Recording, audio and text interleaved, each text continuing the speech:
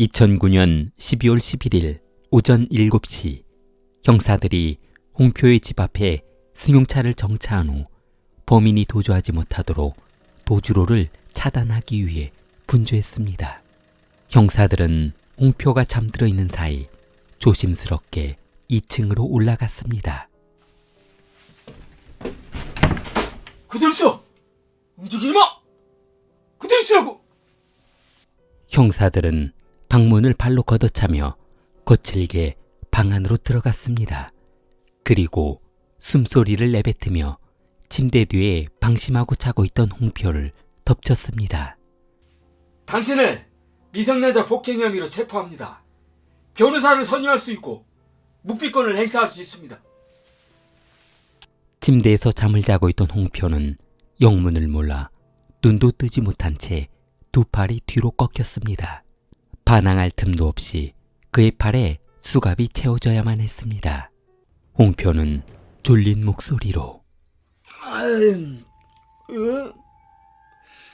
여성 폭행이라뇨? 그게 무슨 말씀이세요? 얼마 전 이웃 주민이 경찰에 신고했습니다. 아버지가 딸을 폭행하고 있다고 말이죠.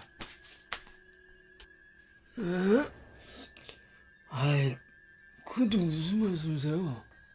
일단 경찰서로 가서 조사를 받으셔야 하니까 자, 서로 같이 가시죠. 홍표는 두 손에 수갑이 채워진 채 어두운 조사실에서 조사를 시작했습니다. 형사는 무거운 서류 파일을 탁자 위에 집어던지며 여기 왜 오신 건지는 설명을 안 드려도 알고 있으시죠? 네? 제가 그걸 어떻게 알아요? 형사는 서류 파일을 열어젖히더니 그 안에 들어있던 서류를 꺼냈습니다. 자, 2007년 8월 딸하고 지바오시 수영장에 간 적이 있지요. 2007년이면 2년 전인데요. 제가 그걸 어떻게... 그래요.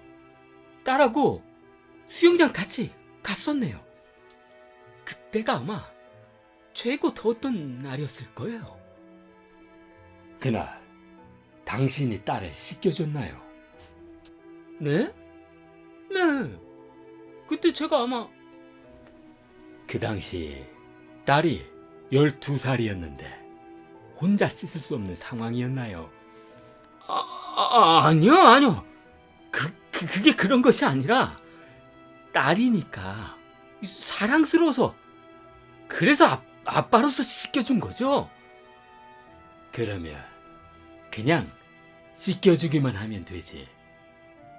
왜 은밀한 곳까지 만졌습니까? 그리고 형사는 서류를 뒤적거리더니 주가 서류를 보며 말을 이어갔습니다. 2007년 11월, 2007년 12월 8일, 2008년 3월 세 차례 딸을 범했네요. 이게 아버지가 딸에게 할 짓인가요? 뭔가 잘못 알고 있으시겠죠? 제가 어떻게 친딸에게 그런 행동을 할 수 있습니까? 형사는 의사소견서를 꺼내 보이며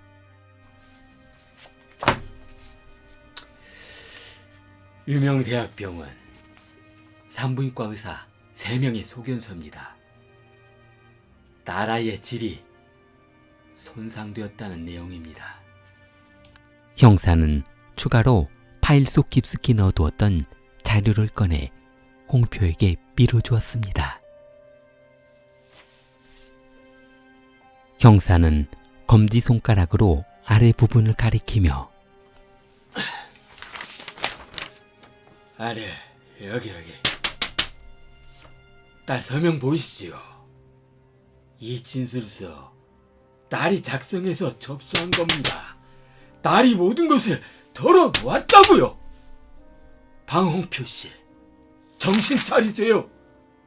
이제 모든 것은 끝났습니다. 홍표는 딸이 작성한 진술서를 집어들며 분을 참지 못했습니다. 진술서에는 다음과 같은 내용이 적혀 있었습니다. 아버지는 항상 나에게 자상하고 가정적인 분이십니다. 하지만 어머니가 일을 나가고 아버지와 단둘이 있을 때는 항상 방문을 잠그고 불안에 떨어야만 했습니다. 아버지가 언제 들어와 나를 폭행할지 모르기 때문이었습니다. 홍표는 진술서를 모두 읽고 고개를 탁자 아래로 떨구었습니다. 그러자 형사는 사진 한 장을 내밀었습니다. 딸아이 방에 있던 침대 사진입니다. 침대 이불 위에 혈은 보이시죠? 당신이 그 어린 딸을 강제로 범했을 때 딸은 얼마나 고통스러울지 생각이나 해봤어요? 아니, 해봤냐고 이 자식아! 홍표는 분을 참지 못하고 끈소리로 소리치는 형사 앞에 모든 것을 포기하고 고개를 숙이고 있었습니다. 잠시 후 형사는 A4 용지를 내밀며 집에 가시고 떳떳하게 벌 받고 나와서 새 출발하세요.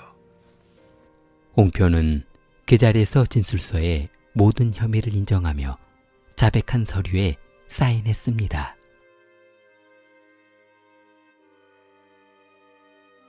2010년 5월 24일 산동성 쯔보시 법원에서 홍표의 재판이 시작되었습니다. 판사는 이번 사건이 도덕적으로 충격적인 사건이라며 신고자를 출석시켜 사건의 내용을 들어보기로 했습니다. 최초 신고자는 증인석에 앉아 당시 상황을 증언해 주세요. 그러자 법원은 숨죽은 듯 조용해졌고 이 사건을 신고했다는 이웃 주민이 증인석에 착석했습니다. 그러나 홍표는 증인석에 앉아있는 여성을 보고 충격을 받아 입을 다물지 못했습니다. 바로 홍표의 부인이었습니다. 증인, 증언을 시작해 주세요. 홍표의 부인 진애는 숙이고 있던 고개를 들어 올려 눈물을 흘리며 증언을 시작했습니다. 그날 저녁이었어요. 저는 건물 청소일 때문에 출근하러 나갔고 일을 마치고 늦은 새벽에 집에 돌아와 보니 딸아이가 침대 위에서 울고 있더라고요. 그래서 무슨 일이냐고 물었더니 글쎄 아빠가 들어와서 방문을 잠그더니 본인이 범했다는 거예요. 통곡하고 있더라고요. 저는 그날 결심했어. 저 파렴치한 놈이 영원히 처벌받을 때까지 싸울 거라고. 법정은 술렁거리기 시작했고 검사는 딸 시잉의 침대 위에서 발견된 시잉의 혈흔이 묻어있는 사진을 모니터에 올렸습니다.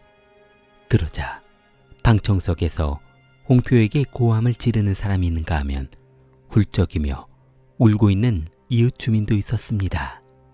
2010년 5월 24일 본 법정은 방홍표에게 강간상해 혐의로 징역 6년을 선고합니다.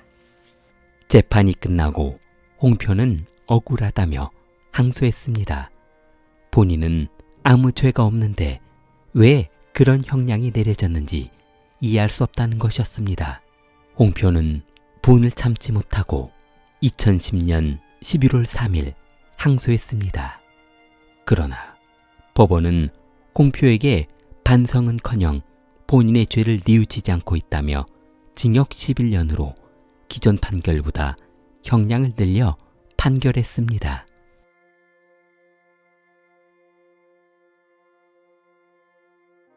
홍표는 교도소에 수감될 당시 딸을 범한 아버지로 소문이 나면서 교도소에서 변태 같은 놈이라는 구실로 자주 구타를 당했습니다. 그렇게 교도소에서 비참하게 생활하고 있던 어느 날, 부인은 교도소에 있는 남편을 찾아와 이혼을 요구했습니다. 그동안 본인이 받은 마음의 상처도 너무 크고 마을 사람들의 곱지 못한 시선으로 하루하루 살아가기 힘들다는 것이었습니다. 홍표는 교도소에서 수도 없이 맞았던 터라 얼굴에 구타당한 흉터가 남아있을 정도였습니다. 하지만 홍표는 교도소 생활에 빨리 적응하며 모범수로 감형을 받게 되었습니다. 그가 2심 판결에 11년형을 만기 출소한다면 2021년 6월에 출소해야 하나 갑자기 6년형만 살고 2018년 6월 11일 출소하게 되었습니다.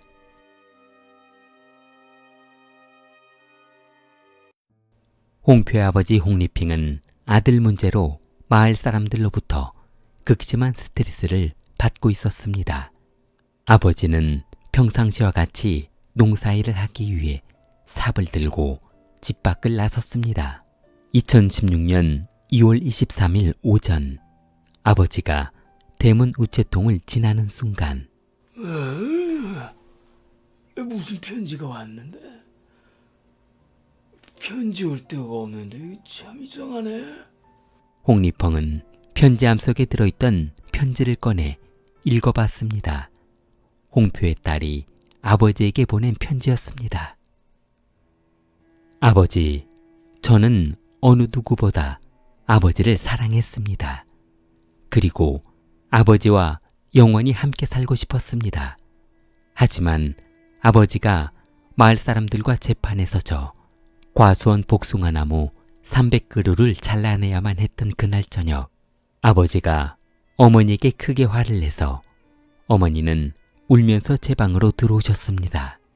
그리고 만약 어머니가 시키는 대로 하지 않는다면 아빠 몰래 고아원으로 끌고 가 버려버린다고 해서 너무 무서웠습니다. 어머니는 가끔 방에서 혼잣말을 중얼거리실 때라서 너무 무서웠습니다. 어머니는 아버지를 영원히 사라지게 하는 방법은 그 방법밖에 없다고 하셨습니다. 아버지는 단 한 번도 제 몸에 손대지 않으셨다는 것을 알고 있습니다. 그리고 침대에 묻어있던 피는 어머니가 만들어 놓은 것이고 경찰서에서 진술서를 쓸 때도 어머니가 말해주신 대로 쓴 것입니다. 그날 사건은 모두 조작된 것이었습니다. 이제 와서 사죄한다고 인생이 바뀌는 것은 아니지만 마지막으로 아버지에게 용서를 구하고 싶습니다. 아버지, 죄송합니다. 홍표의 아버지 홍리핑은 이 편지를 손에 쥐고 곧바로 아들이 있는 교도소로 찾아갔습니다. 그리고 아들의 비참한 모습을 보며 오열했습니다. 아들을 면회한 아버지는 변호사를 찾아가 손녀의 편지를 보여주며 항소를 결심했습니다. 그 결과 홍표는 모범수로 감형을 받고 출소하게 되었고 이제 법원과 본인의 무죄를 증명하기 위한 싸움을 준비해야만 했습니다.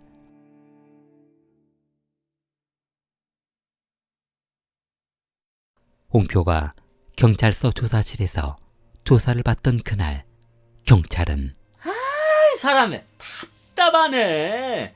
이봐요. 아니, 이런 사건 별것도 아니에요. 그리고 살다 보면 그럴 수 있는 거지. 뭐 이런 걸 가지고 그렇게 답답하게 정말. 여기 간단하게 혐의 인정한다는 내용 적으시고 사인하면 됩니다. 형량도 별로 없어서 금방 나오실 거예요. 그럼 여기에 사인만 하면 되나요?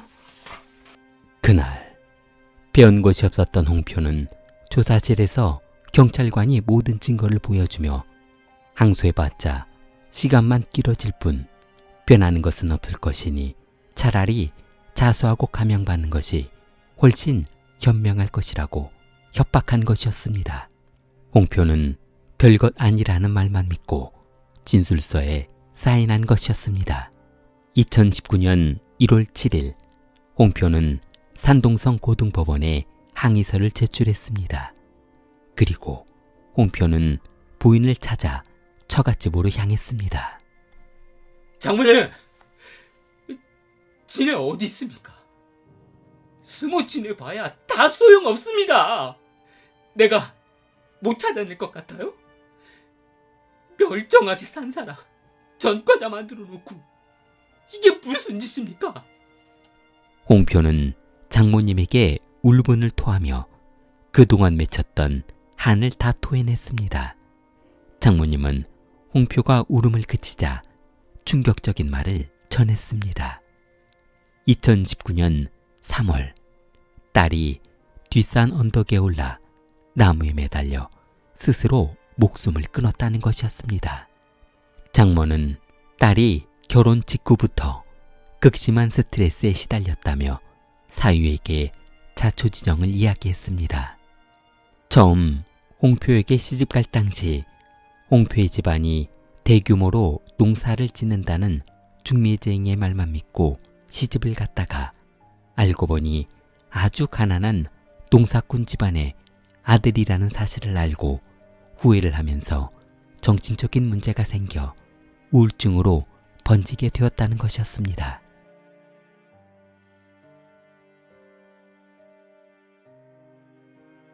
(2019년 11월 6일) 산동성 고등법원은 홍표에게 무죄를 선고하며 구속되기 전 받았던 급여를 기준으로 환산하여 국가배상금 5억 4,600만 원을 배상하라는 판결을 했습니다. 이 사건의 판례는 실제로 중국 법과대학 교재 내용에 실리게 되었습니다. 좋아요, 구독 부탁합니다. 킬리였습니다.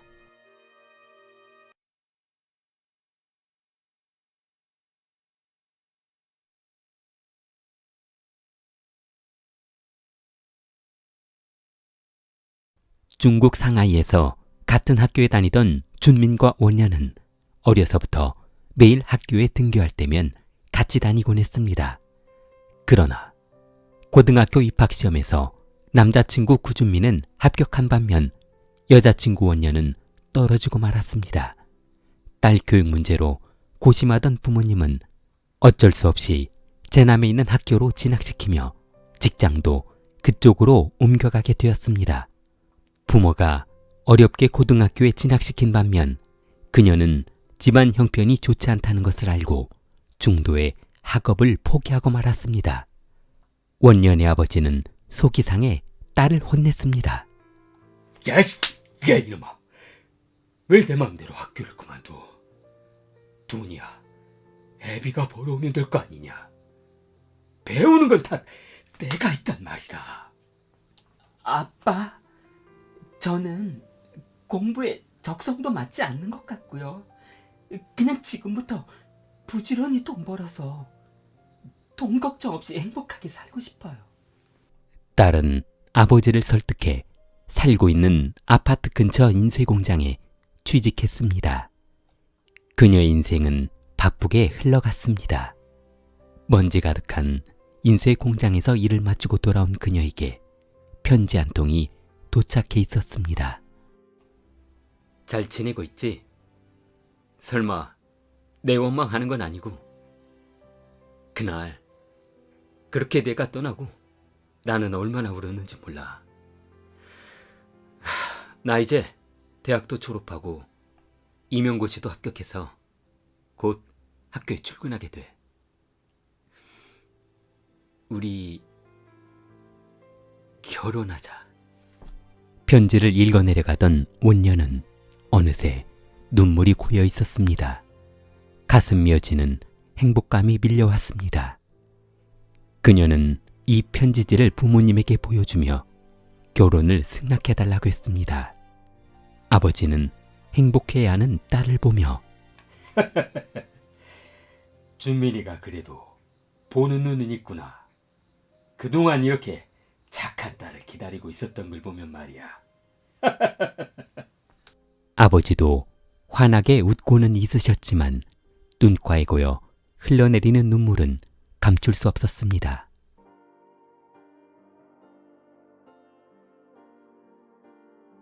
원녀는 준민과 결혼 준비를 위해 상해로 올라갔습니다. 그리고 혼수 준비와 웨딩 촬영으로 분주한 하루를 보내고 있었습니다.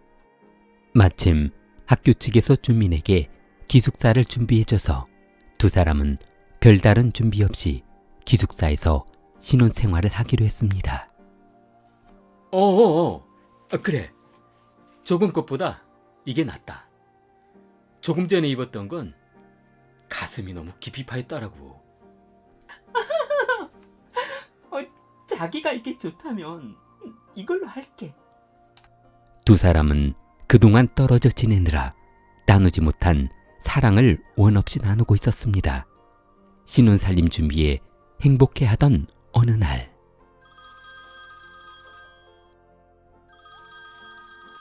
네, 여보세요?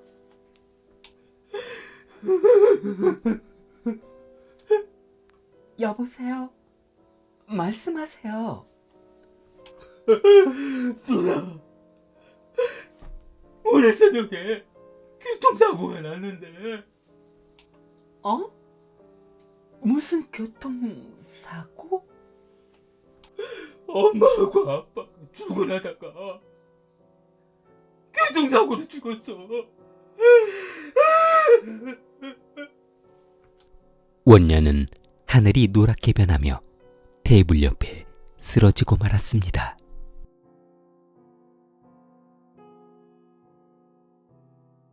상해에서 신혼 준비를 모두 마친 준미는 원년의 부모가 교통사고로 사망했다는 연락을 받고 제남으로 달려갔습니다.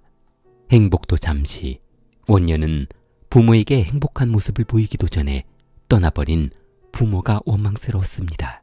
엄마, 그렇게 고생만 하더니 딸의 행복한 모습도 못 보고 그렇게 허무하게 떠나는 거야. 이제서야 딸의 행복한 모습을 보여줄 수 있었는데 딸은 그저 안타까운 마음뿐이었습니다. 준미는 장례를 마치고 상해로 돌아오려는 순간 원년의 동생들만이 남겨져 있는 모습을 보고 가슴 아파했습니다. 상해에서 어렵게 잡은 교직을 그만두고 제남에 남기로 했습니다. 어쩌면 이것이 진정한 행복일지도 모르겠다는 생각을 했습니다. 준미는 그녀에게 다시 한번 사랑을 다짐했습니다. 자기야, 만약 우리가 이대로 상해로 떠나버리면 저 어린 동생들은 아마 고아원으로 보내지겠지. 우리의 행복을 버리고 살아도 그런 짓은 하지 말자.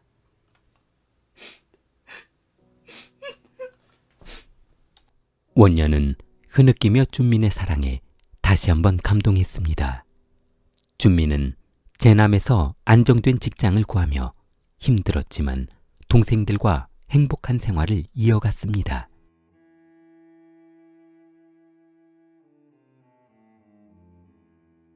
준민과 원녀는 아이를 낳고 키우는 것보다 동생들을 돌보며 그렇게 사는 삶이 너무 보람되고 좋았습니다.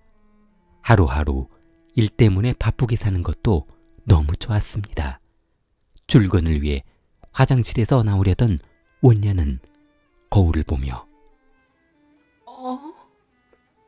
이런 게 언제부터 생겼지? 원녀는 목에 조그맣게 여드름처럼 나 있는 것을 손가락으로 만지며 여드름인가? 종기인가? 고개를 갸우뚱하며 화장실을 나서자마자 남편 준민을 불렀습니다. 자기야, 여기 목에 뭐가 났는데 한번 와서 봐줘야겠어. 뭔지 모르겠네. 준미는 그녀의 목을 대충 만져보더니 피부과에 가서 레이저로 그냥 찢지던지 아니면 이참에 병원에 가서 진찰을 한번 받아보자고 했습니다. 2015년 8월 무더위로 한참 땀이 많이 흐르던 어느 날 원녀는 남편 준민과 병원을 방문했습니다. 왜냐? 젠젠. 목의 종기는 언제부터 생기기 시작하신 건가요? 어제 아침에 처음 알게 됐어요. 전에는 별 관심이 없다가 손에 긁히는 느낌이 있더라고요. 일단 간단한 검사 한번 하시죠. 얼마 후 검사를 마친 그녀는 의사 선생님과 마주 앉았습니다. 의사는 한참 긴장한 말투로 저도 의사로서 이런 말씀을 드리기는 힘든 입장입니다만 어쩔 수 없이 말씀드려야 하는 심정이 썩 좋지는 않습니다. 뭐 레이저로 찢어야 하는 부위가 너무 넓어서 그러시나요? 아, 그게 아니라 폐암 사기입니다. 가족과 이별을 준비하시는 게 좋을 것 같습니다. 6개월 정도 남으셨습니다.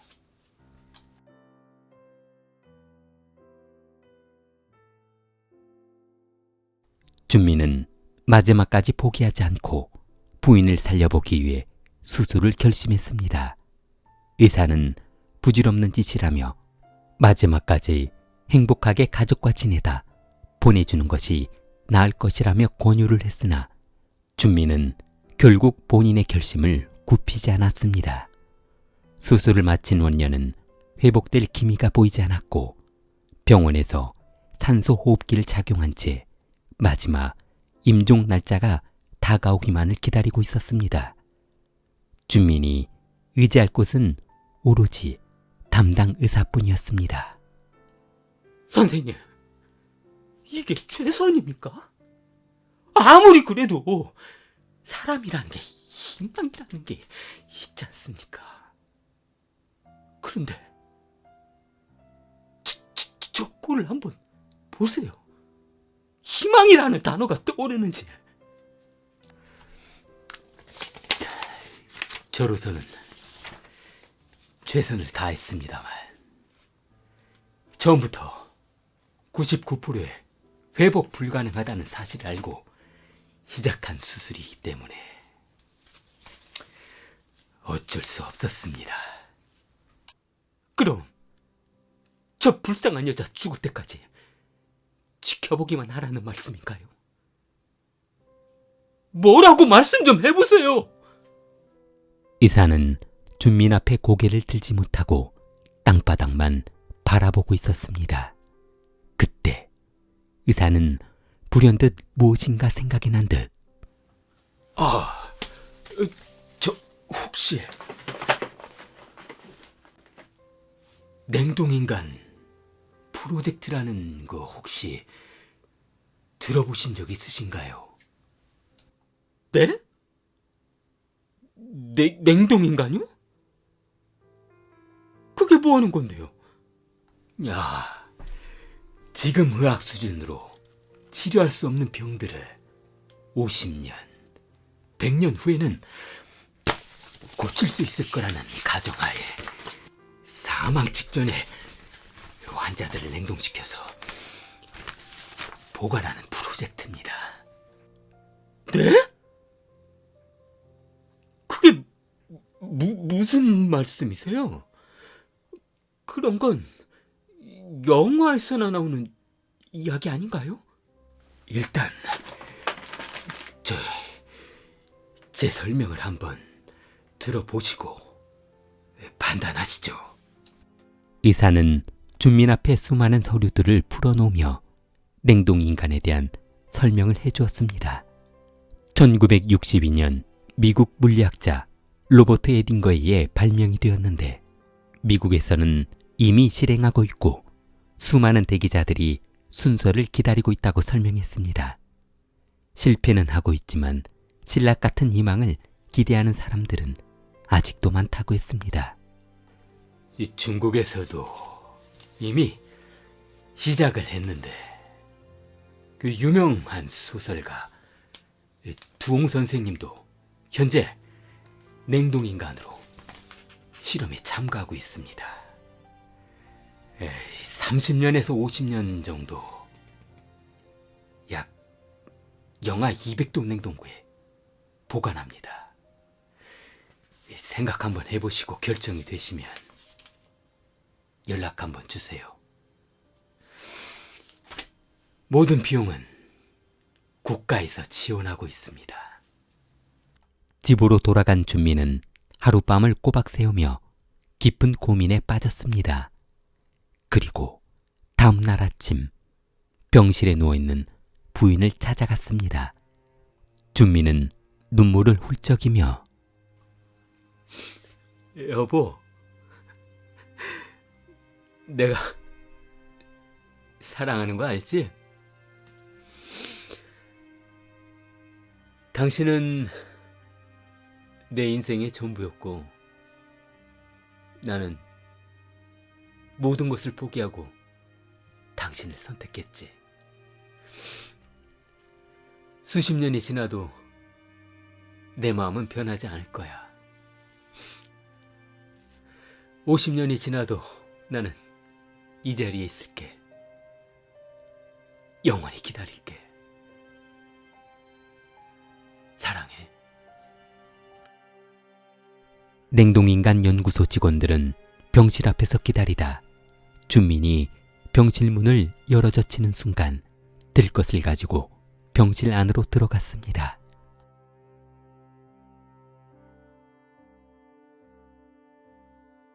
(2017년 5월 8일) 냉동인간 연구소에 흰색 가운을 입은 의사들은 분주했습니다.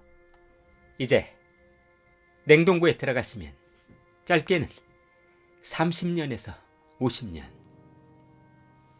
아니면 영원히 못 보실 수도 있으니 마지막 인사를 나누시죠. 의사들은 들것 손잡이를 꽉 쥔 채 준민의 마지막 인사말이 끝나기만을 기다리고 있었습니다. 연구실로 들어간 원녀는 55시간의 대수술을 마치며 액체 질소 탱크에 들어갔습니다. 부인이 냉동고에 들어간 후 보안과 기술적인 문제로 외부인 출입을 금하고 있었지만 준민은 하루도 빠지지 않고 연구소 입구에 와서 부인에게 안부 인사를 하고 돌아갔습니다. 그렇게 4년이라는 세월이 흐르고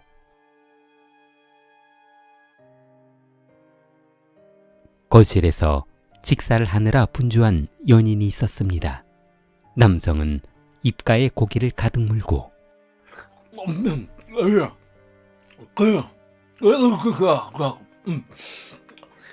아직 이거 고기 양념이 잘 됐네. 저기 냄비에 고기 많으니까 천천히 먹어 자기야. 누가 따라와? 아유 그게 아니라 너무 맛있어서 그렇지. 참. 역시 자기는 요리를 너무 잘해. 2021년 준민은 새 여자친구를 만났습니다. 부인이 냉동고에 들어갈 당시 중국 언론과 국민들의 관심사였던 그는 사람들의 관심에서 잊혀지는 듯 했으나 최근 근황을 지인들에게 알리며 SNS에 여자친구와 함께한 사진을 올리게 되었습니다. 여자친구도 알고 있어요. 뭐 그때 상황을. 그리고 전 부인이 깨어난다면 아마 우리 관계는 다시 생각해보기로 했어요. 만약 안 깨어난다면요? 뭐, 안 깨어난다면야, 뭐. 자기야, 아이, 줘봐. 지금 여자친구하고, 뭐, 결혼 문제에 대해서, 뭐, 진지하게 생각해봐야겠죠. 2023년 준미는 최근까지도 여자친구와 산책을 하며 행복한 인생을 준비하고 있습니다. 여러분들이 기다리던 길리였습니다. 좋아요, 구독 부탁합니다.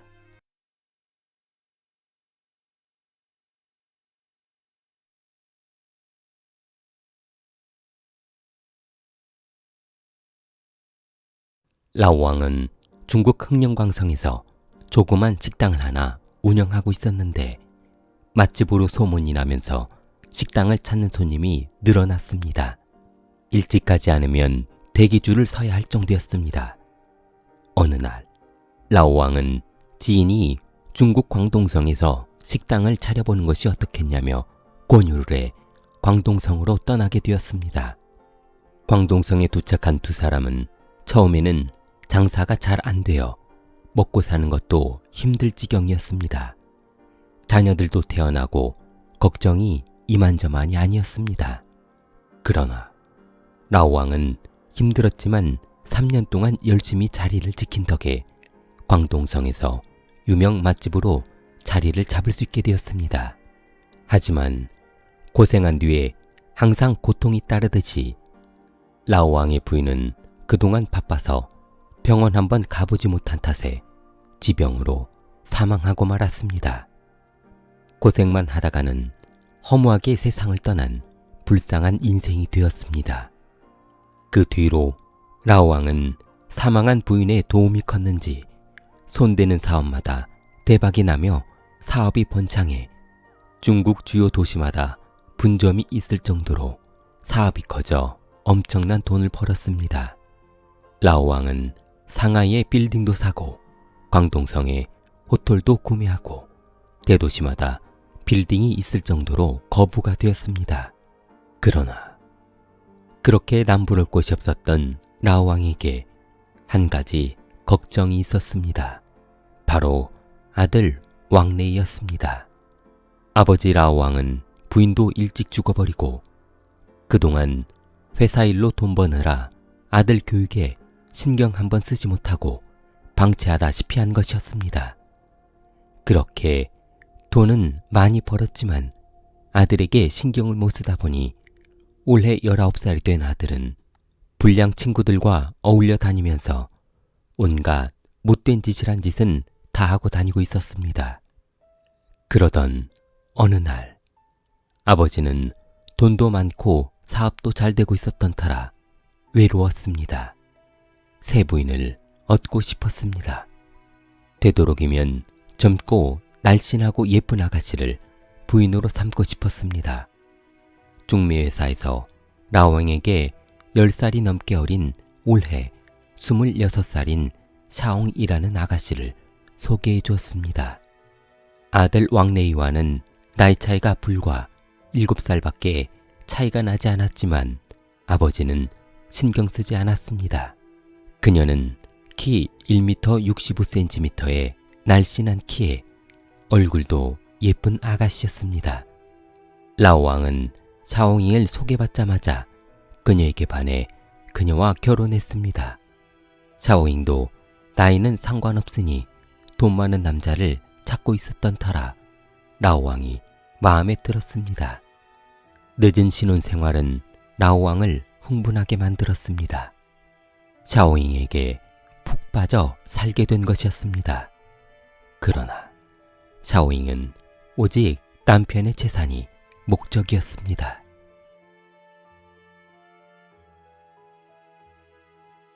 샤오잉은 결혼한 지 얼마 지나지 않아 남편을 졸라 광동 분점 식당을 경영해 보겠다며 부탁했습니다. 그러자 남편은 흔쾌히 그녀의 부탁을 들어주었고 샤오잉은 식당 지배인이 되었습니다.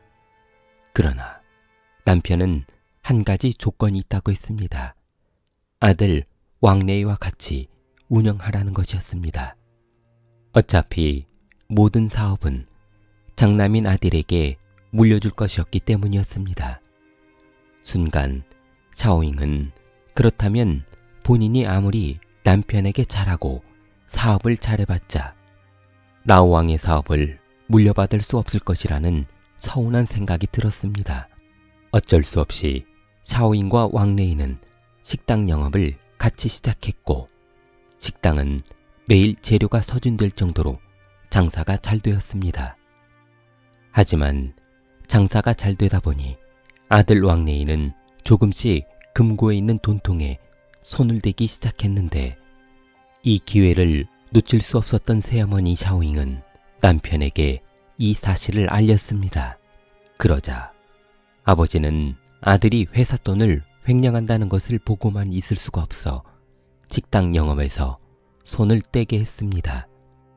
졸지에 왕래이는 새어머니가 아버지에게 일러바쳐 본인이 피해를 봤다며 분노했습니다. 그는 백수가 되어 집에서 쉬는 신세가 되었습니다.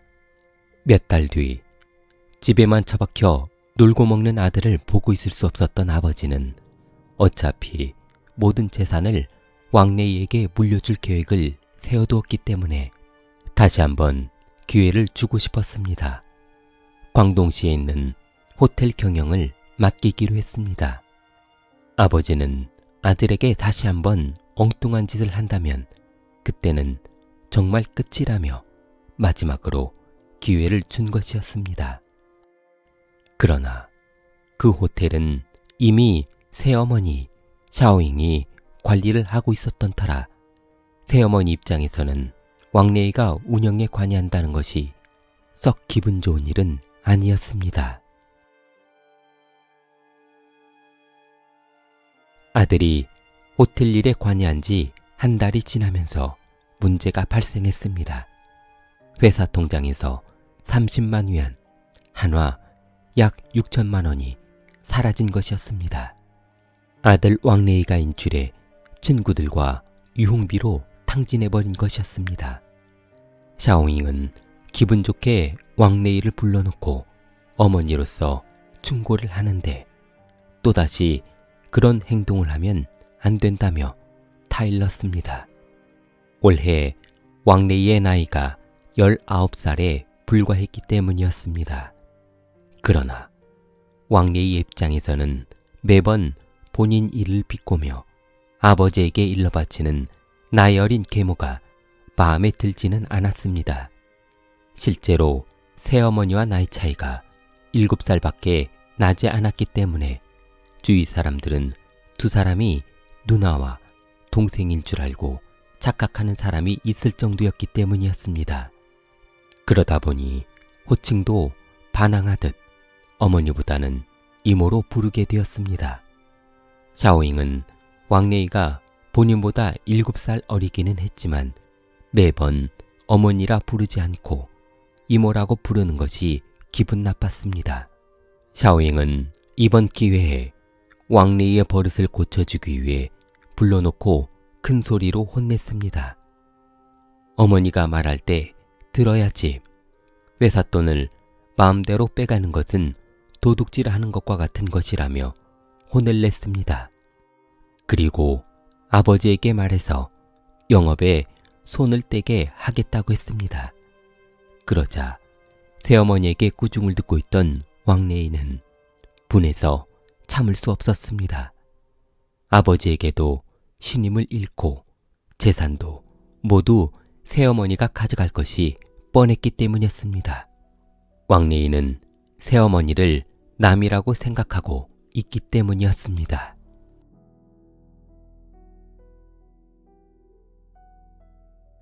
아버지 라오왕은 아들의 방탕한 생활과 무능력한 회사 경영을 보고만 있을 수 없어 아들을 불러 회사 경영에서 손을 떼라며 화를 냈습니다. 아버지에게 무시당하고 나오던 왕래이는 분을 참지 못하고 새어머니를 처리할 계획을 세우게 되었습니다. 2002년 7월 15일 친구 천티안을 불러 400만 위안을 줄 테니 새어머니를 살해해달라고 했습니다. 왕래인은 그렇게 새어머니를 죽이고 아버지 회사 경영권을 물려받을 계획을 세웠습니다. 치밀하게 계획을 세운 두 사람은 혹시나 새어머니가 의심이 많아 본인들을 만나주지 않으면 모든 것이 물거품이 되기 때문에 자극을 주기로 했습니다. 혹시 어머니도 회사 공금을 빼돌린 것 같은데 가지고 있는 통장을 같이 조회해 보자는 것이었습니다. 이 소리를 들은 샤오잉은 발끈하며 그럼 지금 당장 현금 지급기에 가서 통장 내역을 찍어 확인해 보면 될 것이 아니냐며 만나자고 했습니다. 2002년 7월 25일 오전 8시 왕래인은 뒷좌석에 친구 천티안을 태우고 어머니 집 앞에서 승용차를 세우고 기다리고 있었습니다. 화가 잔뜩 나 있던 어머니는 왕래이가 몰고 간 차에 올라타자마자 화를 내며 이런 버릇없는 놈을 보았냐며 소리 질렀습니다.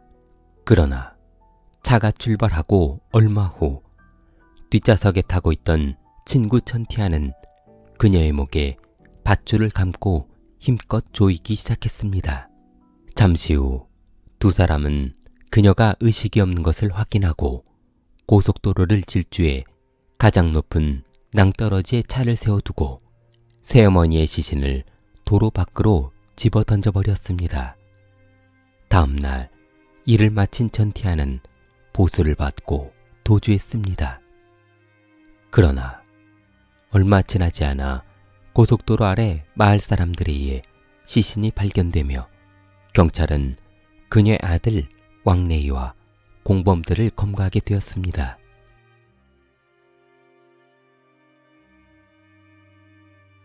판사는 사건을 재판하는 과정에서 아들 왕래이의 계획적인 범죄로 보인다며 왕래이에게 사형을 선고했고 친구 천티엔에게는 징역 15년을 선고했습니다.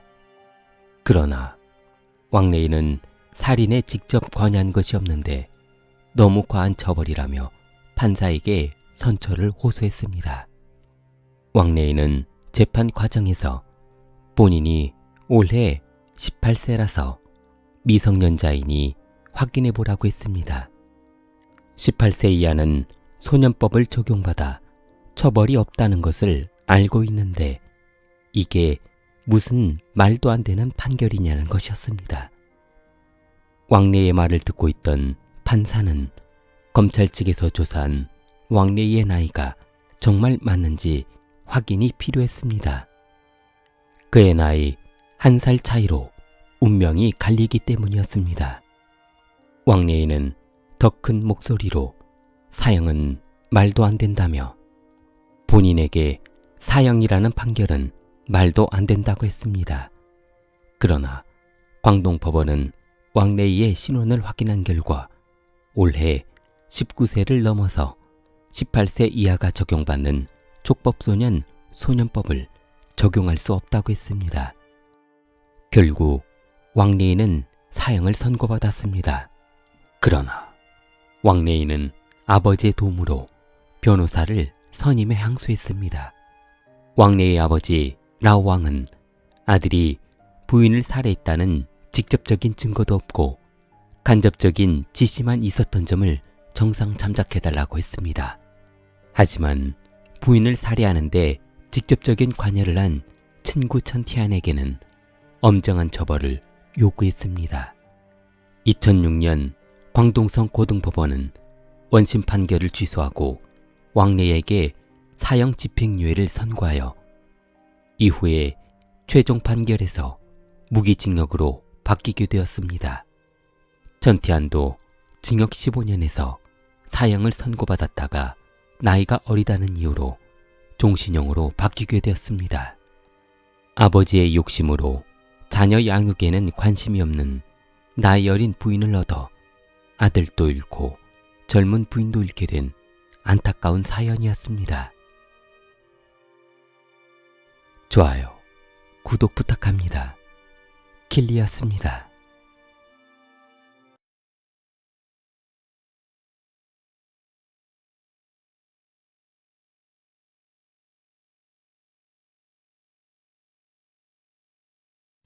한 여성이 마을 입구에 들어서며 어느 집을 찾는 듯 했습니다. 너무 오랜만에 돌아온 터라 많이 변한 마을 구조에 조금 당황한 듯 했습니다. 이 여인은 8년 전 집을 나간 가출 부인이었습니다. 마을 사람들은 그녀가 지나갈 때마다 수군댔습니다. 분명 어디서 봤던 여자인데 어디에서 봤는데 기억이 희미했던 것입니다. 그녀를 뒤따르는 건장한 남성은 머뭇거리며 주위를 경계하는 듯 했습니다. 집 나간 지 8년이 지난 여성이 시댁에 낯선 남자를 데려와 남편에게 이혼을 요구하러 왔던 것입니다. 여성이 남편의 집에 들어서자 시어머니는 집 나간 며느리가 무슨 낯으로 이 집에 돌아왔냐며 소리질렀습니다. 그러자 며느리는 오히려 본인이 잘못한 것이 무엇이냐며 큰 소리로 맞받아쳤습니다. 8년 전 며느리가 소리 없이 사라지자 남편과 시부모는 며느리가 죽었는지 살았는지 모르겠다며 애타게 찾았다고 했습니다. 며느리는 아들과 결혼한 후 아이까지 낳고 행복하게 잘 살고 있었는데 이렇게 며느리가 8년 만에 외간 남자를 이 집에 데리고 오리라고는 생각도 못했다고 했습니다. 남편은 처갓집에 연락을 해보고 싶었으나 그동안 처갓집과 썩 좋지 못한 관계로 지내던 터라서 부인이 처갓집으로 돌아갔는지 물어볼 수 없었다고 했습니다. 부인이 큰 소리로 소란을 피우자 남편은 더 이상 보고 있을 수 없다며 집 밖으로 끄집어내려고 했습니다. 남편이 부인을 잡아 끌자 부인이 데려온 남성이 남편의 발을 잡았습니다. 사실 부인 샤오리는 어린 시절 아픈 기억이 있었습니다. 그녀 어머니는 장을 보기 위해 어린 샤오리를 품고 시장에 갔습니다. 그러나 시장에서 길을 건너던 중 마주오던 차량과 충돌하면서 샤오리가 크게 다쳤었는데 그때 샤오리의 나이가 2살이었습니다. 어린 나이에 교통사고로 불구가 된 샤오리는 성장하면서 대인 기피가 생겨 집 밖으로 잘 나오지 않는 내성적인 성격의 여성이 되었습니다. 그렇게 시간은 흘러 샤오리의 나이가 16세가 되었는데 샤오리의 집에서도 샤오리를 뒷바라지할 수 있는 한계가 왔다며 기회가 된다면 하루라도 빨리 혼인시키고 싶어 했습니다. 그녀는 지인의 소개로 현재 남편 종이를 만났고 얼마 후 두 사람은 결혼하게 되었습니다. 결혼 후 아이도 낳고 잘 살고 있었는데 어느 날부터인지 남편은 술 한잔하고 돌아오는 날이면 부인을 구타하는 버릇이 생겼습니다. 술 취한 남편은 부인의 외모를 비꼬며 가슴 아픈 부인의 상처를 건드렸습니다. 그녀의 얼굴은 갓난아이 시절 교통사고로 얼굴 일부가 함몰이 되어 정상적인 얼굴이 아니었기 때문이었습니다. 내가 왜 너 같은 것하고 살아야 하는지 이유를 모르겠다. 너 같은 것하고 살아야 하는 내 인생이 너무 비참하다. 라며 부인에게 씻을 수 없는 상처를 주었던 것이었습니다. 처음 그녀의 얼굴을 보는 사람은 약간의 거부감이 생길 수 있으나 처음부터 그녀의 사정을 알고 부부로 지냈던 남편의 이런 행동은 이해할 수 없었습니다. 그런 남편의 불만은 시간이 지날수록 커져갔고 남편의 불만은 구타로 이어졌습니다. 결혼 당시 결혼할 상대 여성이 없어 어떠한 조건이든 문제없다며 결혼할 때는 언제고 이제 와서 부인에 대한 불만을 토로하는지 부인은 이해할 수 없었습니다. 부인의 장애 사실을 처음부터 알고 있었고 이해하며 살기로 했는데 아이를 낳고 살다 보니 남편이 변한 것이었습니다. 그러던 어느 날 남편은 부인을 방에 가두어 두고 구타하며 폭언을 쏟아냈습니다. 구타에 시달리던 샤오리는 더 이상 남편의 구타를 참을 수 없었습니다. 남편의 구타를 피해 집에서 도망쳤습니다. 이틀 동안 미친년처럼 이곳저곳을 돌아다니던 그녀는 갑자기 강가에 멈춰섰습니다. 강가에 잠시 멈춰서 있던 그녀가 한참 동안 생각에 잠기더니 천천히 강 속으로 걸어 들어갔습니다. 마침내 그녀가 남편의 구타에서 벗어날 수 있는 길은 자살뿐이라 생각한 것이었습니다. 샤오리의 몸통은 강물에 반쯤 잠긴 상태였고 한두 발짝만 더 들어가면 생을 마감할 수 있는 순간이었습니다. 그때 한 남성이 지나던 다리 위에서 뛰어내려 샤오리를 구했습니다. 그 남성이 지금 샤오리와 함께 남편 집에 와 있는 아칭이었습니다. 아칭은 그녀에게 아무것도 묻지 않았습니다. 그저 자살하고 싶었던 그녀의 모든 아픈 상처를 감싸주고 싶었습니다. 아칭은 그녀가 오갈 것이 없다고 하자 혼자 살고 있는 본인 집에서 마음이 안정될 동안 같이 지내는 것은 어떠냐며 아픈 상처를 치유할 동안 두 사람은 같이 지냈습니다. 두 사람은 대화할 시간이 많아졌고 아칭은 그녀에게 본인의 가정사를 털어놓기 시작했습니다. 아칭이 어렸을 때 부모님이 사망하셔서 어린 시절을 고아원에서 보내야만 했으며 고아원에서 나온 후 지금도 혼자 지내고 있다고 했습니다. 그러나 책에서 보았던 내용처럼 언젠간 본인에게도 아름다운 삶이 펼쳐질 기회가 올 거라면서 그 소중한 끈을 놓지 않았다고 했습니다. 그렇게 한 해, 두 해 같이 생활하다 보니 샤오리는 본인을 진심으로 사랑해주는 사람이 아칭이라는 것을 알게 되었습니다. 그 다음에 두 사람은 아이를 갖게 되었습니다. 같이 생활한 지 8년 동안 2명의 아이를 낳고 행복하게 살았습니다. 아칭은 8년 동안 살면서 단 한 번도 그녀의 외모를 가지고 무시하거나 폭행한 적이 단 한 번도 없었습니다. 진심으로 그녀를 사랑했기 때문이었습니다. 살면서 단 한 번쯤은 농담이나 술기운에 말할 것 같았지만 아칭은 그러지 않았습니다. 그러나 영원히 행복할 것 같았던 두 사람은 시간이 지날수록 불안감만 쌓여갔습니다. 샤오리는 엄연히 유부녀였던 것이었습니다. 그녀가 잠시 잊고 살았던 16살에 부모 강요로 시집가 혼인신고를 했던 그 남편이 있었던 것이었습니다. 죽음으로 대신하려 했던 남편, 두 번 다시 보기 싫었던 남편이 그녀의 등짝에 평생 매달려 있었던 것이었습니다.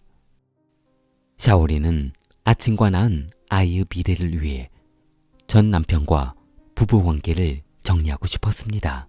그러나 남편은 절대로 부인의 뜻을 들어줄 수 없다고 했습니다. 부인이 집 나간 8년 동안 얼마나 많은 고통으로 지냈었는지 말로 표현할 수 없었다고 했습니다. 그러나 그 남편의 추악한 모습은 이것이 전부가 아니었습니다. 사실 이전부터 여자친구가 있었던 것이었습니다. 그동안 부인이 집을 나갔을 때도 부인을 찾는 둥 마는 둥 했던 이유가 있었던 것이었습니다. 남편은 노총각 시절 급한 대로 결혼을 했으나 살면서 아이를 낳고 안정적인 생활을 하다 보니 주위의 아름다운 아가씨들이 눈에 들어왔던 것이었습니다. 이곳저곳에서 술 한잔하며 아가씨들과 어울리다 보니 그동안 몰랐던 부인의 장애가 있던 부분들이 눈에 보이기 시작했던 것입니다. 그렇게 남편은 부인에게 불만이 쌓이며 다른 여자와 지내기 시작했고 집에 들어올 때마다 부인의 얼굴을 보는 순간 짜증이 났던 것입니다. 결국은 남편도 여자친구가 있다는 사실이 밝혀졌고 남편의 집안 곳곳에서 다른 여성의 물건들이 발견되었습니다. 두 사람은 더 이상 시간을 낭비하지 말자며 합의하에 이혼하기로 했습니다. 결혼이란 한순간을 모면하기 위해 결정하는 것이 아닙니다. 다만 반드시 결혼해야 하는 것은 아니지만 사랑이 없는 결혼은 무의미하다는 것을 보여주는 사건이었습니다. 좋아요, 구독 부탁합니다. 킬리였습니다.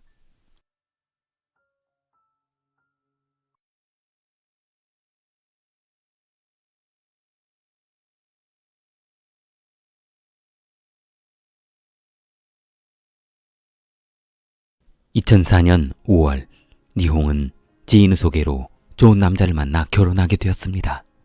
니홍이 결혼의 결심을 굳히게 된 것은 무엇보다 남편 장씨의 부모가 재산이 그럭저럭 많이 있었기 때문이었습니다.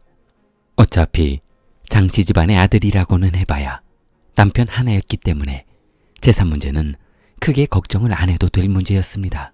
그러나 시어머니의 조건은 딱 하나였습니다. 아들 손주 하나만 낳아주면 모든 재산을 물려주겠다는 것이었습니다. 니홍은 남들 다 아는 거 본인이라고 못할 것 있냐며 속으로 다짐했습니다. 아들을 낳은 뒤 장치집 재산을 물려받아 매일같이 돈 부족하다고 하는 남동생이며 부모에게 효도하겠다고 속으로 생각했습니다. 니홍은 결혼 6년이 지나도록 애가 생기지 않아 초조했습니다. 이제 남편 재산은 고사하고 전혀 임신 기미가 없는 것이 가장 큰 문제였습니다. 혹시나 젊어서 막 놀았던 것이 지금 와서 문제가 되는 것은 아닌가 걱정도 했습니다. 그래도 그렇지. 6년 동안 그렇게 노력을 했는데 불임이라는 것이 믿을 수 없었습니다. 시어머니는 집안 대가 끊어지게 생겼다며 며느리 니홍을 데리고 산부인과를 찾았습니다. 산부인과 이곳저곳 서너 곳을 다니며 검사해봤지만 니홍의 몸 상태는 아주 좋았습니다. 시어머니는 그동안 며느리를 잘못 얻어 집안이 이 꼴이 났다며 며느리에게 온갖 서운한 이야기를 했었는데 모든 것이 잘못된 것을 알고서는 며느리에게 너무 미안했습니다. 본인 아들에게 문제가 있을 줄은 생각지도 못했던 것입니다. 시어머니는 며느리에게 잘못된 상황을 바로 잡아보고자 산부인과 이곳저곳을 다니며 며느리 임신을 시도해보았습니다. 그러나 아무리 노력해봐도 임신은 불가능할 것으로 결론을 내렸습니다. 그렇게 니홍과 남편은 더 이상 서로를 탓하지 않고 위로하며 지냈습니다. 그러던 어느 날 니홍에게 전화 한 통이 왔습니다. 니홍의 어머니는 눈물바람으로 전화기에 대고 한참을 울었습니다. 남동생이 결혼을 해야 하는데 집 살 돈이 모자란다는 것이었습니다. 만약 그 집을 놓치게 된다면 지금 결혼하기로 한 예비신부가 결혼을 안 하겠다고 하자 행여나 아들이 장가를 가지 못할까 걱정이 땅이 꺼졌습니다.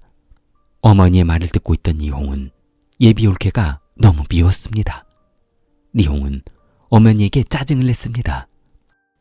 올케가 이거 완전 돈만 보고 결혼하려는 것이 아니냐며 서로 사랑하기는 하는 것이 맞냐는 성질 섞인 말투로 어머니에게 화풀이 했습니다. 니홍의 말을 듣고 있던 어머니는 그럼 너 시집 갈 때는 그러지 않았냐며 오히려 반문했습니다. 니홍은 그 소리를 듣자 할 말이 없어졌습니다. 어머니는 장서방에게 부탁해서 돈을 좀 빌려주는 것은 어떠냐며 사정했습니다. 니홍은 알았다며 며칠만 기다려주라고 했습니다. 그러나 남편은 본인이 무슨 돈이 남아있냐며 오히려 화를 냈습니다. 당신과 결혼하느라 총각 때 벌어둔 돈이란 돈은 그때 다 써버리고 없다고 했습니다. 니홍은 시어머니에게도 부탁해봤으나 시어머니는 못 들은 것으로 하자며 문전박대했습니다. 시어머니도 니홍이 시집 올 때 돈 문제로 골머리를 앓았기 때문이었습니다. 동생은 장가를 가야겠다고 전알리고 돈 나올 곳은 어느 곳에도 없고 니홍은 머리가 아팠습니다. 이 복잡한 머릿속에 엉켜있는 사건을 누군가에게 털어놓고 빨리 해결하고 싶었습니다. 니홍은 무릎을 치며 절친 야오수전을 떠올렸습니다. 수전은 아직 결혼을 안 한 상태라서 그동안 벌어둔 돈이 상당히 되었기 때문이었습니다. 늦은 밤이었지만 수전에게 전화를 해서 이런 저런 사정 이야기를 했습니다. 그러자 수전은 다음날 만나서 천천히 이야기하자며 니홍을 달랬습니다. 다음날 저녁 수전을 만난 니홍은 수전에게 사정을 했습니다. 2천만 원만 빌려준다면 최대한 빠른 시일 내에 갚고 이자도 지불하겠다고 했습니다. 테이블을 마주하고 앉아있던 수전은 한참 뒤 입을 열었습니다. 이자도 필요 없고 빨리 갚지 않아도 돼. 한 가지 조건만 들어주면 돼. 니홍은 절친 수전이 이렇게 깊은 뜻으로 말을 해주자 너무 고마웠습니다. 니홍은 수전에게 그 조건이 무엇이냐며 말해보라고 했습니다. 무엇이든 그 조건을 들어줄 테니 말해보라고 했습니다. 수전은 기다렸다는 듯. 내 남편 장린과 하룻밤 자고 싶어. 니홍은 혹시나 본인이 잘못 듣지는 않았는지 다시 묻고 싶었습니다. 그러나 만약 다시 물었다가 없는 곳으로 하자며 물르기라도 하는 날에는 이 많은 돈을 어느 곳에서도 빌릴 수 없다는 것을 생각했습니다. 니홍이 망설이고 있던 그때 수전은 핸드폰으로 통장의 잔고를 확인시켜 주었습니다. 니홍은 더 이상 쓸데없는 시간을 낭비하고 싶지 않았습니다. 내가 3일 뒤 너희 집으로 갈게. 수전은 3일 뒤 니홍이 집으로 가겠다고 했습니다. 니홍은 남편이 퇴근하기 전 잘 마시지도 않는 비싼 양주를 준비해 두었습니다. 한참 분위기 있는 조명으로 집안을 꾸며두고 남편이, 아니 차용증이 들어오기만을 기다리고 있었습니다. 그때 남편이 배가 고프다며 허겁지겁 식사를 마쳤고 안방에 술상을 준비해 두었으니 술 한잔 하자며 오늘 뜨거운 밤을 불태우자고 했습니다. 남편은 양주 반 병을 마시고 인사불성이 되었습니다. 그때 니홍은 작은 방에서 기다리고 있던 수전에게 들어갔습니다.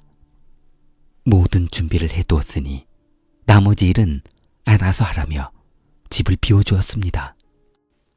불 꺼진 방 안에는 술에 취한 남편이 부인인지 다른 여인인지도 모를 여인을 부둥켜 안고 날이 셀 때까지 침대 위에서 뒹굴고 있었습니다. 아침 일찍 집에 돌아온 니홍은 집을 나서려는 절친 수진에게 물었습니다. 이자도 싫다. 돈 빨리 받는 것도 싫다. 도대체 왜 우리 남편하고 하룻밤을 자고 싶었던 것이 소원이었냐고 물었습니다. 그러자 수전은 입을 열었습니다. 미혼 시절 니홍과 수전이 절친으로 지내고 있었을 때 우리 세 사람이 데이트할 일이 많았었는데 그때 나도 저런 남자와 살아보고 싶다는 생각을 했다는 것이었습니다. 수전의 이루어질 수 없는 짝사랑은 그때부터 시작되었다고 했습니다. 수전은 니홍이 보는 앞에서 2천만 원을 송금해 주었습니다. 별도의 차용증은 받지 않았습니다. 그리고 니홍이 집을 나섰습니다. 니홍에게 한 통의 전화가 왔습니다. 친구 수전이었습니다. 잠시 만나서 이야기할 것이 있다고 했습니다. 니홍은 설마 빌려간 돈을 벌써 갚으라는 것은 아니냐고 짜증 섞인 말투로 말했습니다. 수전과 만난 니홍은 그녀가 내민 사진 한 장에 말문이 막혔습니다. 남편의 아이를 임신했다는 것이었습니다. 테이블 위에 올려져 있는 초음파 사진은 이제 곧 출산할 니홍의 남편 장링의 아이라는 것이었습니다. 2010년 초 장링은 니홍이 이런 터무니없는 일을 저지른 것을 알고 부인 니홍과 이혼했습니다. 수전은 장링에게 친자를 낳게 되었으니 결혼해달라며 매달리게 되었습니다. 니홍은 한순간의 잘못된 판단으로 모든 것을 잃게 되자 너무 억울했습니다. 모든 것을 되돌리고 싶었습니다.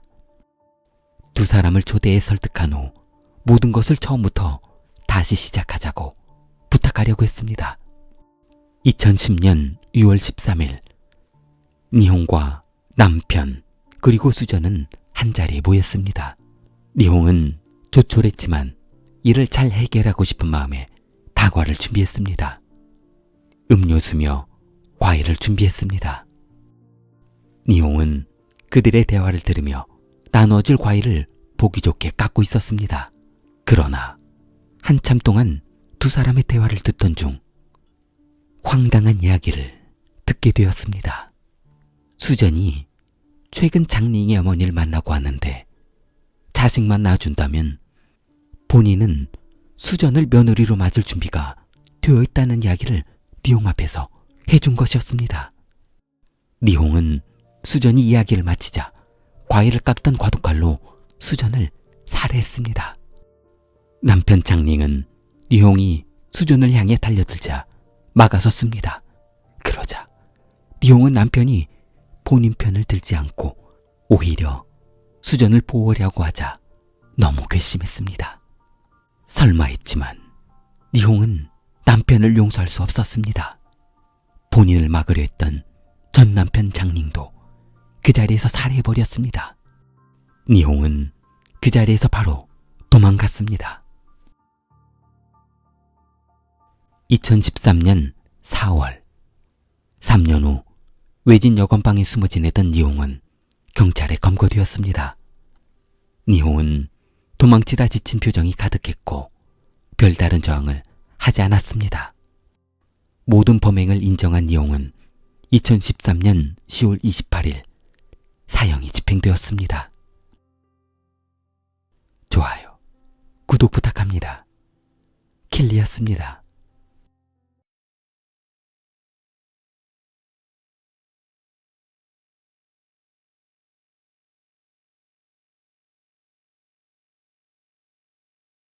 내소민은 장시의 아주 가난한 농촌에서 태어났습니다. 중국 농민의 대부분이 그렇듯 소민의 아버지도 농사를 짓고 가족을 부양했습니다. 소민의 집에는 형제가 많아 제일 큰형이 옷을 한번 사면 둘째가 입고 그 다음 셋째, 막내는 옷이 다 헤어져 겨우 입을 때까지 입어야 했습니다. 딸이든 아들이든 그건 중요하지 않았습니다. 먹는 것은 더욱더 말할 필요가 없었습니다. 자녀들을 골고루 먹일 수가 없어 농사일을 시켜야 하는 첫째부터 먹이고 나머지는 동생들이 나눠 먹는 비참한 성장기를 거쳐야만 했습니다. 소민은 어려서부터 비참한 생활을 해왔던 터라 나중에 어른이 되면 꼭 돈을 많이 벌어 옷도 원 없이 사 입고 먹고 싶은 것도 배불리 먹을 것이라며 다짐했습니다. 소민은 주위 어른들에게 돈 버는 방법이 무엇이냐고 물었고 어른들은 공부를 열심히 하면 성공해서 돈을 많이 벌 수 있다고 해주었습니다. 그러자 그때부터 소민의 꿈은 공부 잘하는 사람이었습니다. 소민은 마을에서 줄곧 공부를 잘해 장시성에 위치한 장시대경대학교에 입학했습니다. 이 대학에서는 주로 재무관계나 경영을 공부해서 정부 일이나 지방, 성, 시, 그리고 회사 등에서 근무할 수 있는 자격이 주어졌습니다. 소민은 대학을 졸업한 후 장시성 중국인민은행 장시지역 지점에 취직했습니다. 그 대학을 졸업한 학생치고는 은행에 근무하고 싶은 학생이 많지 않았습니다. 은행에 가봐야 몇 푼 안 되는 급여에 고객에 시달리고 상급자에게 시달리고 아주 고생만 하는 곳으로 학교에서는 소문이 자자했습니다. 더군다나 부장이 건네준 업무는 꼬박 하루를 날새고 일해도 끝나지 않을 만큼 너무 힘들었습니다. 은행에 취직했던 동기들은 일이 힘들다며 하나둘 그만두고 떠나기도 했습니다. 간혹 부서를 옮기며 버티고 있는 동기들도 있었지만 부서를 옮기고서도 힘든 건 마찬가지였습니다. 그러나 소민은 이런 일쯤은 아무것도 아니었습니다. 어린 시절 먹을 것이 없어 며칠을 굶어가며 그렇게 살아온 인생에 비하면 이건 아무것도 아니었습니다. 그렇게 부장이 지시하는 일들을 악착같이 처리하자 어느 날 부장이 소민을 호출했습니다. 소민은 난데없는 부장의 호출에 놀랐습니다. 너 말이지, 내가 중국 정부기금 운영팀 팀장으로 추천해두었으니까 지금처럼만 하면 아마 더 좋은 결과가 있을 거야. 소민은 부장의 추천으로 5년도 안 되는 근무 기간에 3계급 특진했습니다. 소민은 총무실장 자리를 차지하며 인생의 전성기를 맞게 되었습니다. 국유 금융기업 책임자로 국가의 돈을 국가정책사업이나 은행, 회사들의 자금을 지원해주는 역할을 하는 일을 했습니다. 부실 경영과 고위험군 회사에는 더 이상 자금을 지원해주지 말아야 하고 손실을 최소화해야 했습니다. 그러나 그들에게 강압적인 태도를 보이다가 조금이라도 살 수 있는 기회를 주는, 한마디로 물꼬를 터줄 수 있는 권력을 가진 것도 소민이었습니다.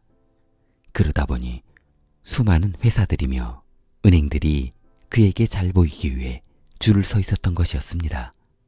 이곳에 근무한 지 얼마 지나지 않아 이런 일이 무척 흥미롭다는 것을 알게 되었습니다. 월급보다 로비로 들어오는 돈이 엄청났기 때문이었습니다. 로비로 받는 돈이 본인 월급 1년치를 모은 돈보다 많았습니다. 소민은 가슴이 두근거리며 신났습니다. 시간이 지날수록 금액의 단위는 상상을 초월해 갔습니다. 한 곳에서 받는 로비 자금이 본인의 10년치 월급과 맞먹었습니다. 금융업계는 매일 돈을 필요로 했는데 소민이 지원해주는 금액 수백억, 수천억에 비하면 이 로비 자금으로 받아들이는 돈은 별것이 아니었습니다. 소민의 권력을 필요로 했던 곳들은 처음에는 돈으로 로비를 시작했으나 갈수록 변질된 로비로 힘들어갔습니다. 왜냐하면 로비하는 자들이 서로 경쟁을 해가면서 가격을 한참 부풀려 놓았기 때문이었습니다. 돈으로 지급했던 것이 자동차로, 그 자동차는 스포츠카로 벤츠, BMW, 벤틀리, 람보르기니 등 수없이 많은 고급차들로 로비를 했습니다. 소민의 지하실 주차장은 지금까지 한 번도 탑승한 적이 없는 고급 승용차가 가득하다고 합니다. 규제에 걸리지 않기 위해 업자들이 주는 돈은 통장에 넣지도 못했습니다. 만약 본인 통장에 이렇게 많은 돈이 보관되어 있는 것을 공산당이 알게 된다면 바로 처형될 것이 뻔했기 때문이었습니다. 그래서 갈수록 쌓여가는 돈이 감당할 수 없을 만큼 쌓이자 집안에 대형 캐비닛 금고 4개를 설치했습니다. 돈은 거래처에서 지급한다고 하면 뒷탈을 없애기 위해 소민 본인이 직접 차에 싣고 와서 차를 지하 주차장에 놓고 금고에 직접 넣었다고 합니다. 이 대형 저택을 별도로 구매하게 된 이유도 이 수많은 돈을 보관할 장소가 없어서 구매한 것이었습니다. 그러나 소민에게는 이건 집도 아니었습니다. 거래처들은 전국 각지에 로비 자금 대신 소민 앞으로 대형 주택을 구매해 주었기 때문이었습니다. 소민은 이제 거래처에 떳떳하게 요구하게 되었습니다. 이번에는 무슨 차가 필요하니 그 차를 사와라. 칭다오에 수영장 딸린 집이 필요하니 바닷가 근처에 근사한 집으로 한 채 사주라는 등 노골적으로 요구했다고 합니다. 소민의 야망은 멈추지 않았습니다. 실적 업무 평가를 잘 받기 위해서는 최악의 부실기업이 최소한의 비용으로 회생했다든지 최대한의 실적을 올려야 했기 때문에 폐업해야 할 회사들을 무리해서 지원해주며 수많은 뒷돈을 받았습니다. 수많은 부실기업에게 지원해 주다 보니 밑빠진 독에 뿔을 붙는 격이 되었고, 최대한 실적을 올리고 난 후 중국 국영기업 화룡그룹의 회장 자리로 자리를 옮겼습니다. 훗날 이 수많은 부실기업은 시한폭탄으로 돌아와 중국 정부 재정에 막대한 손실을 입히게 되었습니다. 국영기업 회장 자리에 올라간 소민은 잔소리에 드는 부인도 귀찮아졌습니다. 부인과 이혼해버렸습니다. 왜냐하면 소민에게는 전국 각지에 현지처 100여 명이 있었기 때문이었습니다. 또한 그 앞으로 중국 대도시에 빌딩만 100채가 넘었습니다.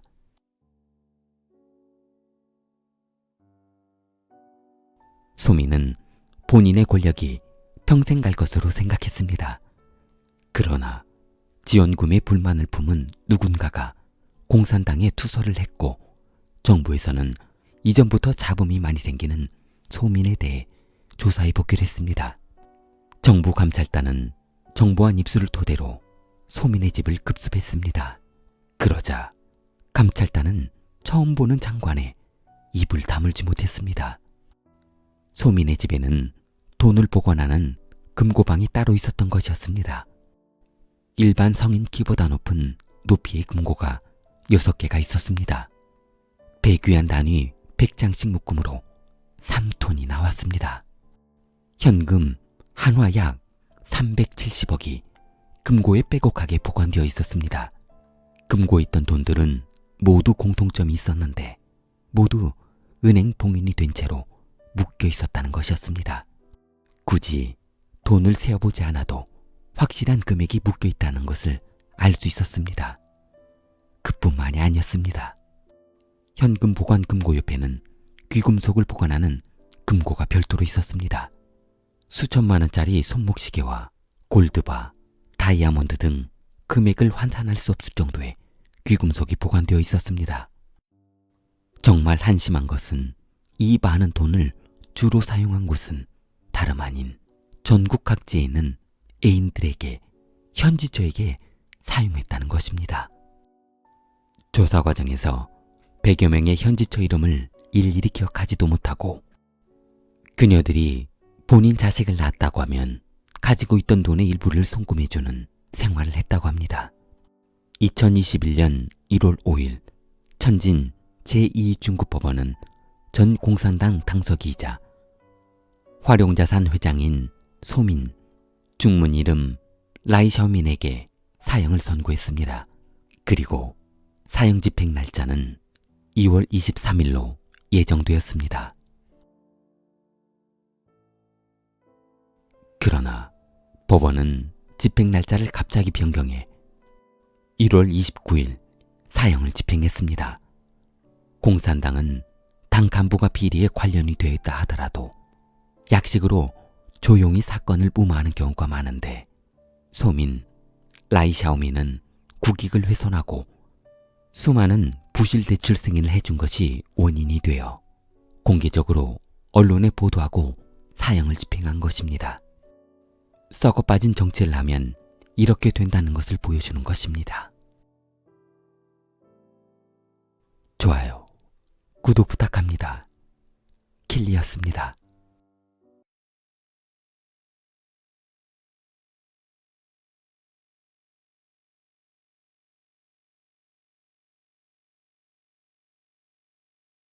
(2015년 4월 19일) 한 남성이 여자친구를 살해했다며 경찰에 신고했습니다.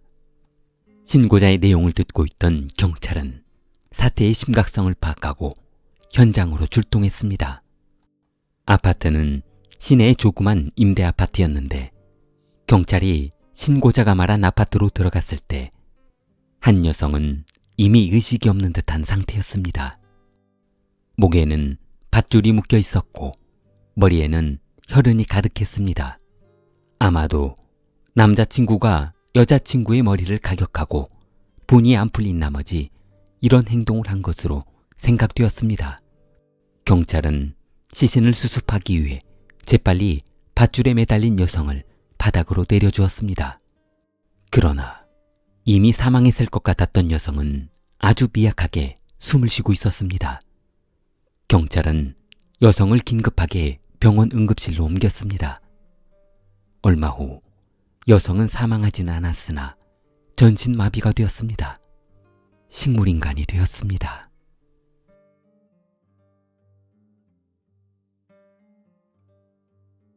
(2015년 8월) 중국 신문에 한 어머니의 글이 올라왔습니다. 어머니의 고발이었습니다. 하나밖에 없는 딸을 키우기 위해 허드렛 일을 하며 열심히 살았고 대학원을 다니겠다는 딸을 말리지 못해 없는 형편에 남들보다 2배 열심히 일해 돈을 벌었고 어머니는 딸의 미래를 위해 투자하는 것이다 라는 생각을 하며 가르쳤다고 했습니다. 사실 그녀는 처음부터 대학원 진학을 원하지 않았습니다.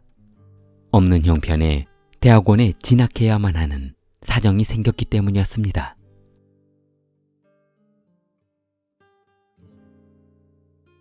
고등학교 시절 동소미에게 사랑한다며 고백했던 남학생 왕주율이라는 학생이 있었는데 학생 신분이라서 사랑을 고백하기 힘들었습니다.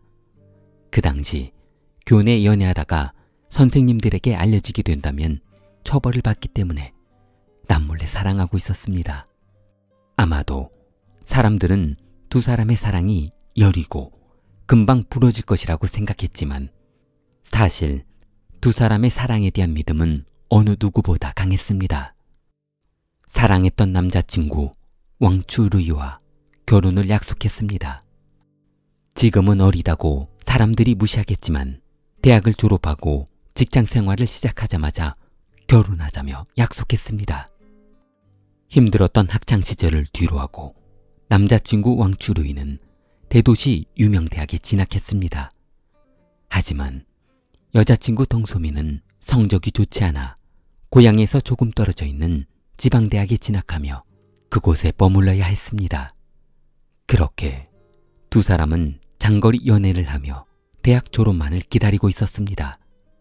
대학을 졸업할 무렵 왕추루이는 살짝 어머니에게 마음을 떠보기로 했습니다.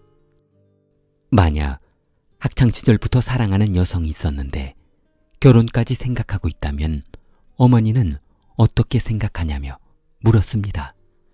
그러자 어머니는 아들의 이야기를 듣고 나서 화가 났습니다. 아들은 졸업 후 이제 곧 중국 유명 보험회사에 관리직으로 입사를 앞두고 있는데 며느리라며 소개한 동소미는 집안도 학벌도 형편없다며 아들과 어울리지 않은 결혼은 반대한다고 했습니다. 왕추루이는 어머니가 서운해하는 마음을 10분 이해한다며 여자친구 덩소미에게 헤어질 수는 없으나 어머니가 이런 내용 때문에 서운해했다는 말을 해준 것이었습니다. 동소미는 8년을 넘게 사귄 남자친구 왕추루이와 헤어지기는 싫었습니다. 그래서 어머니의 눈높이에 맞춰주기 위해 어쩔 수 없이 없는 형편에 대학원 진학을 선택한 것이었습니다. 덩소미와 왕추루이는 이 정도면 어머니를 설득할 수 있겠다며 안심했습니다. 얼마 후 왕추루이는 어머니에게 여자친구 동소미가 유명 대학원에 진학도 했고 곧 직장도 갖게 될 것이라며 어머니에게 결혼을 설득했습니다. 그러나 한번 돌아섰던 어머니의 마음은 쉽게 풀리지 않았습니다. 아들은 어머니에게 매달려 몇 날 며칠을 설득해 결혼을 승낙받았습니다. 동소미도 그동안의 서러움이 이 한순간의 기쁨으로 모두 날아가는 듯 했습니다. 두 사람은 결혼할 생각에 가슴이 설레었습니다.